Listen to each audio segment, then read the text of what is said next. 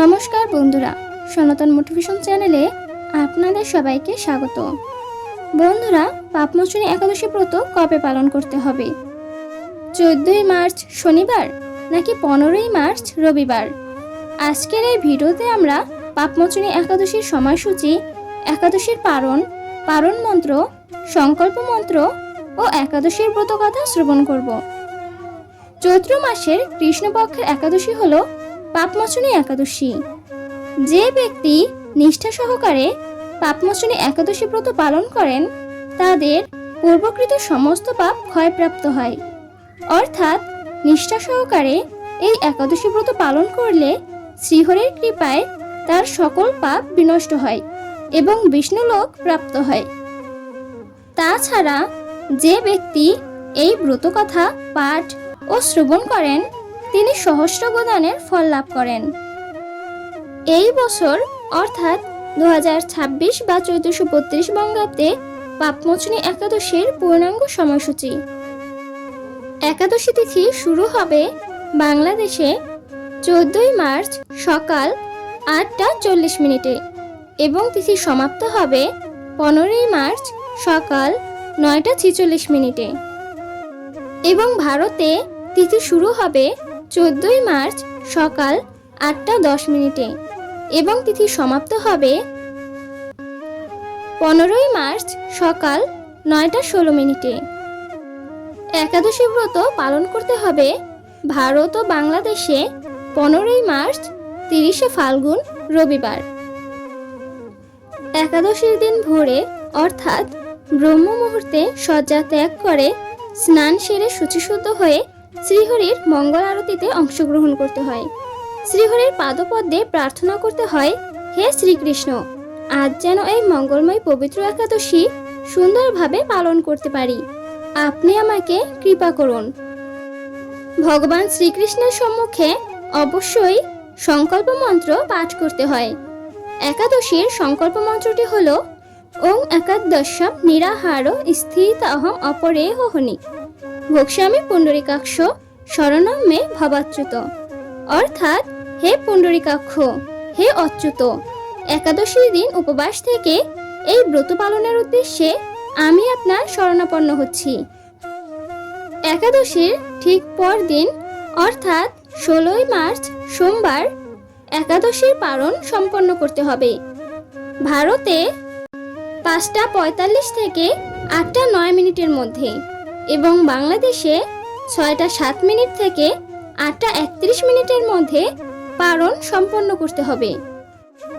একাদশী ব্রত পালন করে পরের দিন ভোরে স্নান সেরে পারণ সময়ের মধ্যে পঞ্চ রবি শস্য ভগবানকে ভোগ নিবেদন করতে হয় এবং 3 বার ভক্তি সহকারে পারণ মন্ত্র পাঠ করে একাদশীর ফল ভগবানের সম্মুখে ভক্তি সহকারে অবশ্যই অর্পণ করতে হয়। এরপর সেই অনুকল্প প্রসাদ গ্রহণ করে পারণ অর্থাৎ একাদশী ব্রত ভঙ্গ করতে হয়, নচেত পূর্ণ একাদশীর ফল লাভ থেকে বঞ্চিত হতে হয়। একাদশীর পারণ মন্ত্রটি হল ওং অজ্ঞান তিমিরান্ধস্য ব্রত নানেন কেশব প্রসিদ্ধ সম্মুখনাথ জ্ঞান দৃষ্টি প্রদভব। অর্থাৎ, হে কেশব, আমি অজ্ঞানরূপ অন্ধকারে নিমজ্জিত আছি, হে নাথ, এই ব্রত দ্বারা আমার প্রতি প্রসন্ন হয়ে আমাকে জ্ঞান চক্ষু প্রদান করুন।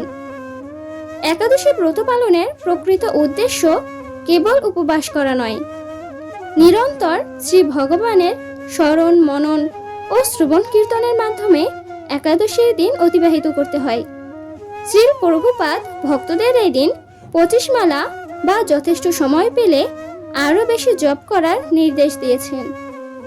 একাদশী ব্রত পালনের সময় পরনিন্দা, পরচর্চা, মিথ্যা ভাষণ, ক্রোধ, দুরাচারী সম্পূর্ণরূপে নিষিদ্ধ।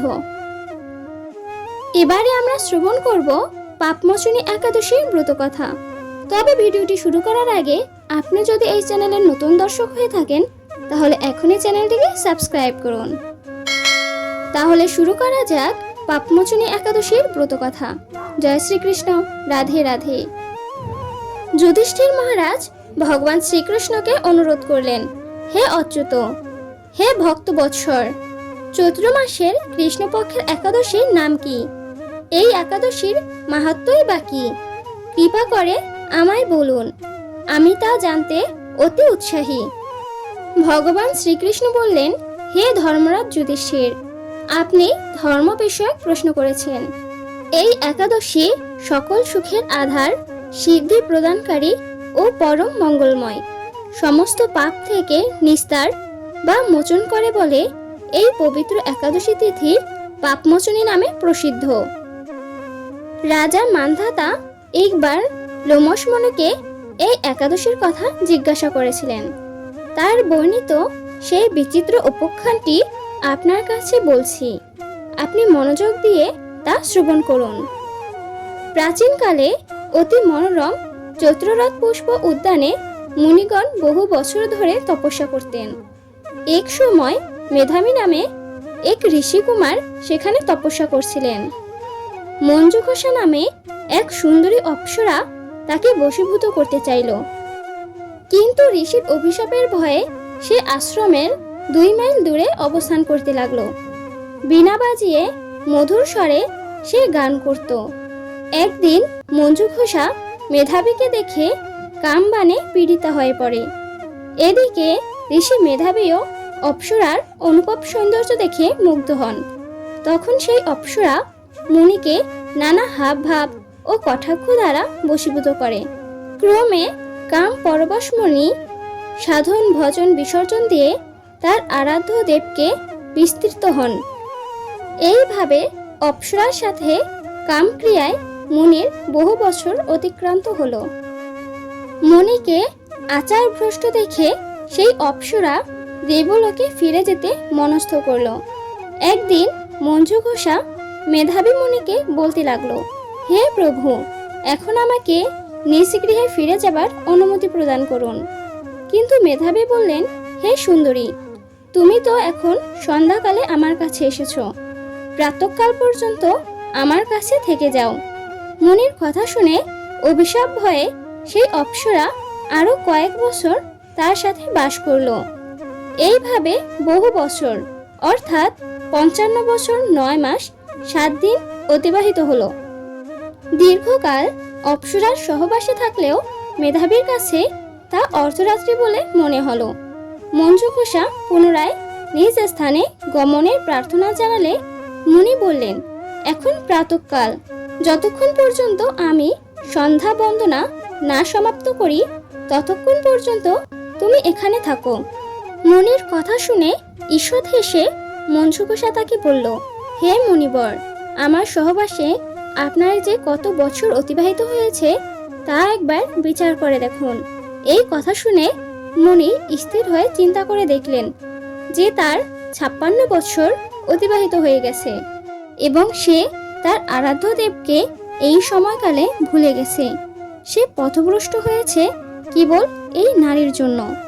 মোহমুক্ত হয়ে মেধাবী তখন মঞ্জুঘোষার প্রতি ক্রোধ পরবশ হয়ে তাকে অভিশাপ দিলেন, ওরে পাপিষ্ঠা, দুরাচারিণী, তপস্যার ক্ষয়কারিণী, তোমাকে ধিক, তোমার সৌন্দর্য নষ্ট হোক, তুমি পিশাচী হও। মেধাবীর অভিশাপে অপ্সরার শরীর বিকারগ্রস্ত হলো। তখন সে ঋষির কাছে ক্ষমা প্রার্থনা করে অবনত মস্তকে পাপমোচনের উপায় জিজ্ঞাসা করল। ঋষি মেধাবীর মন বিগলিত হলো এবং পাপমুক্তির উপায় বলে দিলেন, হে সুন্দরী, চৈত্র মাসের কৃষ্ণপক্ষিয়া পাপমোচনী একাদশী সর্বপাপ ক্ষয়কারিণী।